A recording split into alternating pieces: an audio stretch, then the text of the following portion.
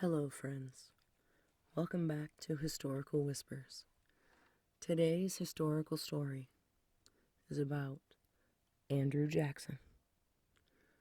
As per usual, have a seat in your favorite comfy chair or lie back and relax. Put on your headphones and enjoy. There is no need to watch your screen to follow along with today's story. At any point, you can close your eyes and slowly drift off, shutting off your mind and turning off your thoughts, and enjoy peaceful sleep. Andrew Jackson was an American soldier and statesman who served as the 7th U.S. President from March 4th, 1829 to March 4th, 1837. Before his term as president, he served as a general in the U.S. Army and in both houses of the U.S. Congress. He was born March 15th, 1767. He died June 8th, 1845. Family was extremely important to Andrew Jackson, having been an orphan himself. He became the father and guardian to many children, despite fathering none of his own. He purchased property later known as the Hermitage and became a wealthy slave-owning planter. In 1801, he was appointed colonel of the Tennessee militia, and he was elected its commander the following year. He led troops during the Creek War of 1813 to 1814, winning the Battle of Horseshoe Bend. The subsequent Treaty of Fort Jackson required the Creeks surrender the vast lands in present-day Alabama and Georgia. In the concurrent war against the British, Jackson's victory in 1815 at the Battle of New Orleans made him a national hero. Jackson then led U.S. forces in the First Seminole War, which led to the annexation of Florida from Spain. He then briefly served as Florida's first territorial governor before returning to the Senate. He then ran for president in 1824. He won the popular and electoral vote, but no candidate won the electoral majority. So the House of Representatives elected John Quincy Adams in a contingent election. In reaction to this, Jackson's supporters founded the Democratic Party. He ran again in 1828, defeating Adams by a landslide. In 1835, he became the only president to completely pay off the national debt. In 1830, Jackson signed the Indian Removal Act, which forcibly relocated most members of the Native American tribes in the South to Indian Territory. The relocation process left the natives with no possessions, only what they could carry on their backs, causing widespread death and disease. He then settled claims of damages against France from the Napoleonic Wars and recognized the Republic of Texas. In January 1835, he survived the first assassination attempt on a sitting president. Many of his actions proved divisive, garnering fervent support from some and strong opposition from others. His reputation has suffered since the 1970s, largely due to his role in the removal of Native Americans. Little is known about his ancestors. It has been said that he knew little of them himself. Both of his parents died when he was very young. Born in the colonial Carolinas to a Scotch-Irish family in the decade before the Revolutionary War, Jackson became a frontier lawyer and married Rachel Donaldson Robards. During the Revolutionary War, Jackson's oldest brother, Hugh, died from heat exhaustion after the Battle of Steno Ferry. Anti-British sentiment intensified following the brutal Waxhaws Massacre on May 29, 1780. So Jackson's mother encouraged him and his older brother, Robert, to attend the local militia drills. They soon began to help the military as couriers. They served under Colonel William Richardson Davie at the Battle of Hanging Rock. Andrew and Robert were captured by the British in April 1781 while staying at the home of the Crawford family. Andrew refused to clean the boots of a British officer. The officer slashed at the youth with a saber, leaving him with scars on his left hand and head, as well as filling Andrew with an intense hatred for the British. Robert also refused to do as commanded and was struck with a sword. The two were held as prisoners, contracted smallpox, and nearly starved to death while in captivity. Their mother Elizabeth secured their release later that year and walked them home some 40 miles. Robert, whose health was much worse, rode on the only horse, while Andrew walked behind. The final 2 hours of the journey, there came a torrential downpour, which worsened the effects of the smallpox. 2 days after finally arriving home, Jackson's brother Robert was dead, and Andrew was in mortal danger. His mother nursed him back to health. She then volunteered to nurse the American prisoners of war on board 2 British ships in the Charleston harbor, where there had been an outbreak of cholera. In November, she died from the disease and was buried in an unmarked grave. Andrew, then 14, became an orphan. He blamed the British personally for the loss of his brothers and his mother. Many of his aunts on his mother's side lived close throughout his youth. He maintained a relationship with only a few after moving to Nashville, Tennessee. After the Revolutionary War, Jackson received occasional education at Waxhaw School. On bad terms with most of his remaining family members, he boarded with several different families. In 1781, he worked as a saddle maker and even taught school. He never prospered at either profession. In 1784, he left Waxhaw's and studied law under attorney Spruce McKay in Salisbury, North Carolina. With help from many other lawyers, he was finally able to qualify for the bar. In September of 1787, Jackson was admitted to the North Carolina bar. Soon thereafter, his friend John McNary helped him get appointed to the then vacant prosecutor position in the Western District of North Carolina. That North Carolina district later would become part of Tennessee. He then traveled west, bought his first slave, and in 1788, a fellow lawyer, Waitstill Avery, offended him, and Jackson challenged him to a duel. The duel ended with both men firing into the air, a secret agreement the two had made prior to the engagement. Jackson then moved to the small frontier town of Nashville in 1788. He lived there as a boarder with John Donelson's widow, Rachel Stockley Donelson. This is where he came to know Rachel Donelson Robards, the unhappy wife of Captain Lewis Robards. The two were separated in 1790, and Jackson married her as soon as he heard that Robards had obtained the divorce. However, the divorce was not final, making Rachel's marriage to Jackson bigamous and invalid. Once it was completed, Jackson and Rachel remarried in 1794. Evidence shows that Rachel was living with Andrew and called herself Mrs. Jackson before the divorce petition was ever made, although it is not uncommon for relationships to be formed and dissolved unofficially during frontier times. In 1794, Jackson teamed up with fellow lawyer John Overton, dealing in claims for land reserved by treaty for the Cherokee and the Chickasaw. They dealt in such land claims, although the land was Indian country. Most of these transactions involved the land grab of 1783, which opened Indian lands west of the Appalachians to claim by North Carolina's residents.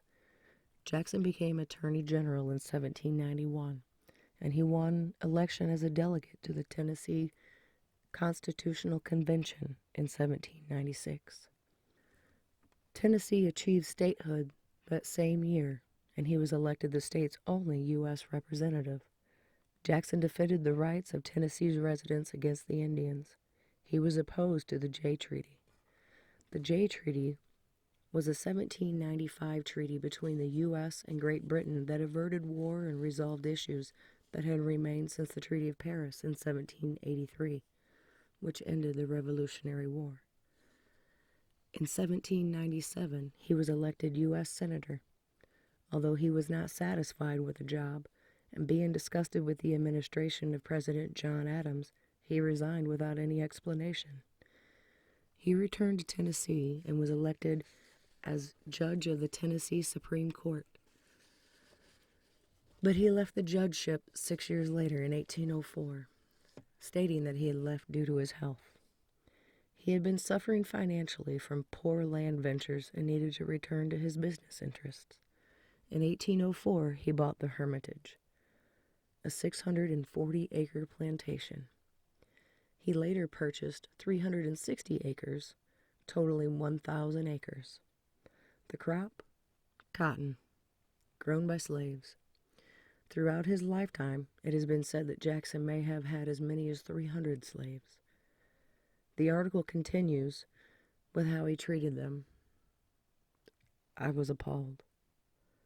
I can't read that here. By 1806, Charles Dickinson published an article in the local newspaper surrounding the controversy of his marriage to Rachel. Jackson sent a written challenge for a duel. Dickinson was considered an expert shot. Jackson decided to let Dickinson fire first, hoping his aim might be off with the quickness of his shot, and Jackson would be able to then take his time and careful aim.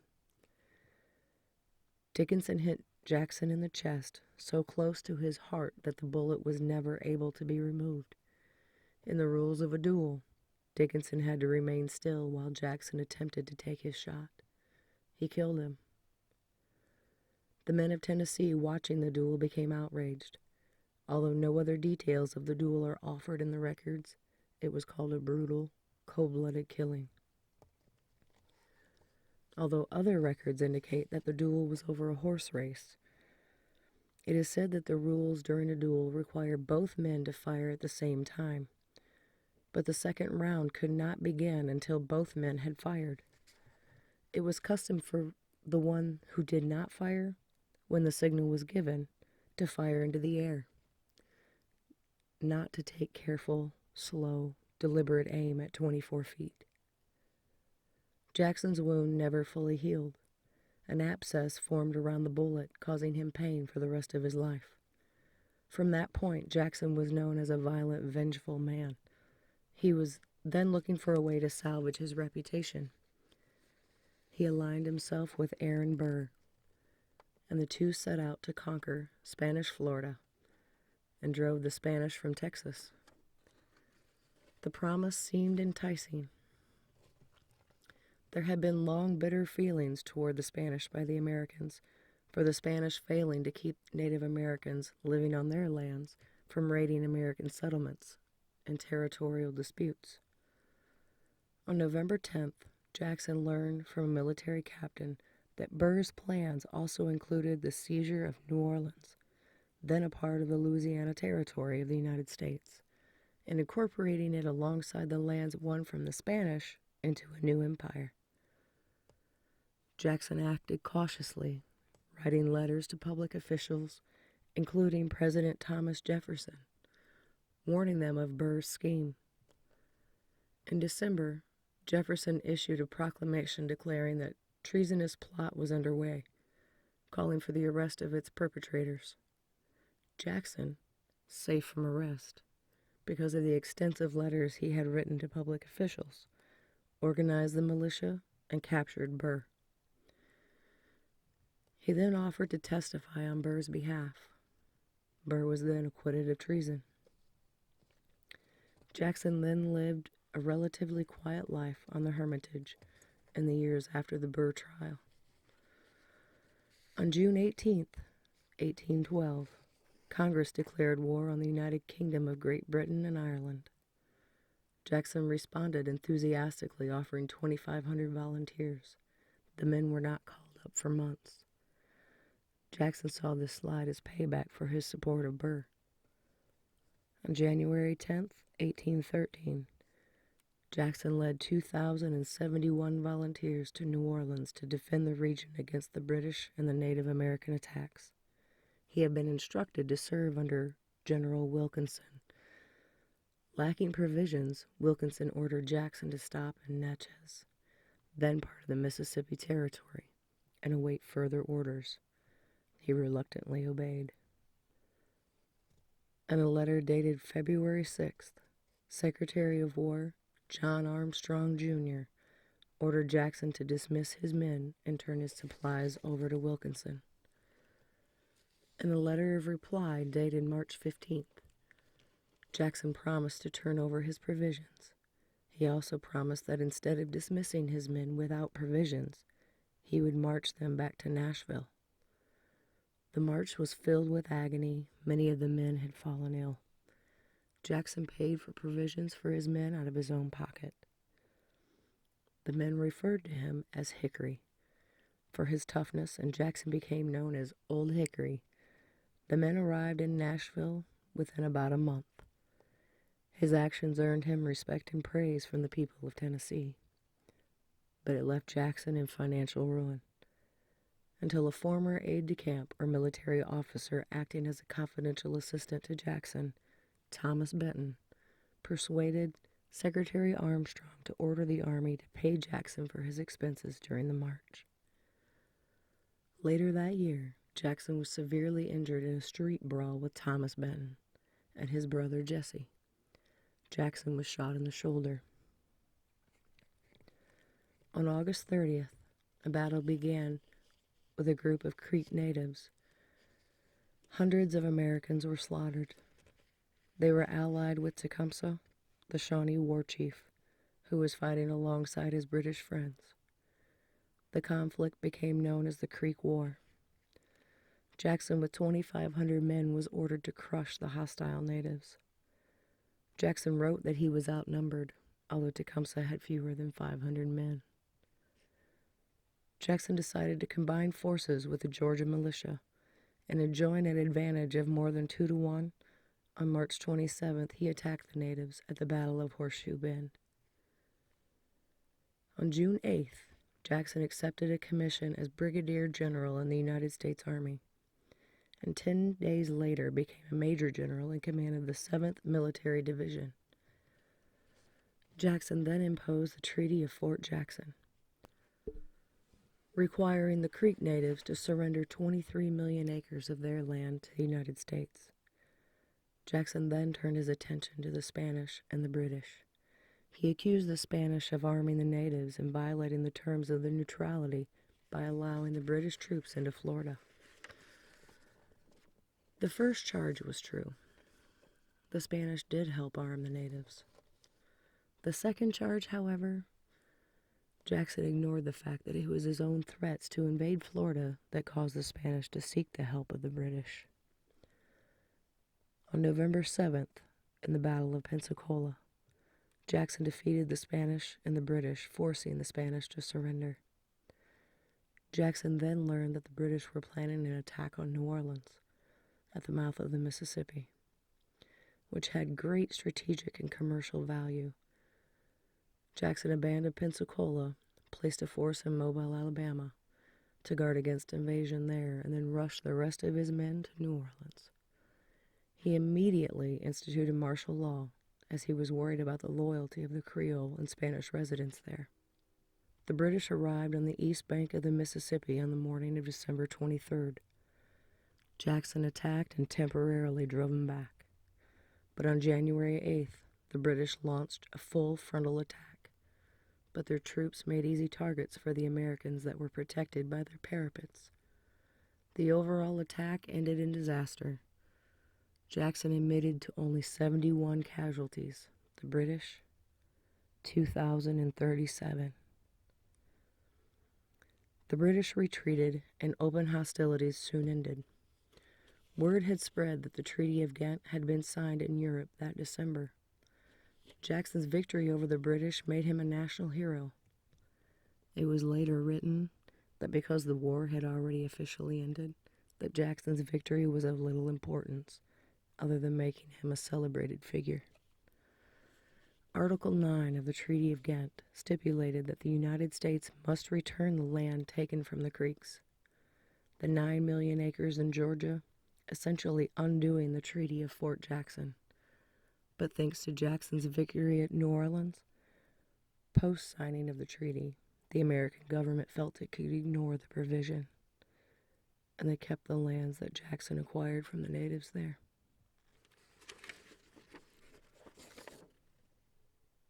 Jackson, still not having confirmation that the treaty had been signed, refused to lift martial law in New Orleans. He had a district court judge, a state legislator, and a lawyer all imprisoned for challenging his refusal. He ordered the execution of 6 of his own men attempting to leave after they heard word the war had ended. Their deaths were not publicized until the coffin handbills were circulated during his 1828 presidential campaign. During his campaign, Jackson was labeled as a slave trader, and his coffin handbills were published. His order to execute his own men in New Orleans, he was accused of cannibalism, eating the natives he killed. His mother was labeled as a common prostitute. His wife, Rachel, was often the target of attacks and was accused of bigamy due to their controversial marriage. Rachel suffered extreme physical stress during the campaign. Jackson described her symptoms as excruciating shoulder, arm, and chest pain. After 3 days of suffering, Rachel died. December 22nd, 1828. Just 20 days after her husband had won the election, and 10 weeks before he took office on March 4th, 1829. He felt the emotional abuse she suffered during the campaign had caused her death. Rachel was buried at the Hermitage on Christmas Eve. Jackson swore at her funeral, "May God Almighty forgive her murderers. I never can." He left the Hermitage on January 19th and arrived in Washington on February 11th. Jackson blamed Adams in part for what was said about Rachel during his campaign and refused to meet with him. Therefore, Adams chose not to attend the inauguration.